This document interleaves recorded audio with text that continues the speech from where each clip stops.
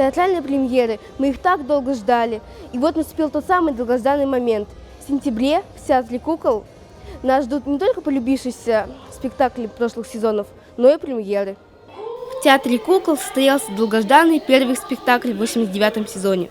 «Гора новостей» на генеральной репетиции сказки «Коза Дереза». Поэтому зрителей не так густо. Кстати, в новом сезоне зал будет наполняться только наполовину. Сажать будет через одного. Такие новые требования. Но речь сейчас не об этом. По традиции шоу начинается еще во фойе театра. И такой вопрос, а кто же играет все роли в театре? Кто? Артисты! Идея постановки появилась в театре еще в 2018 году. На премьере юную аудиторию ждет новая версия русской народной сказки, в которой капризная шкодливая коза больше напоминает современную избалованную девочку, чем известного персонажа той народной сказки. Слушай! Чего?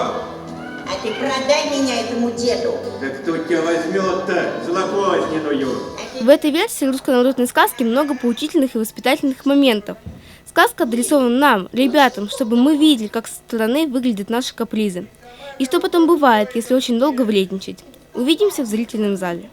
Рассадка зрителей будет в шахматном порядке. Будьте здоровы и следите за искусством. Диана Головашева, Руслан Бикбаев. Специально для «Горы новостей».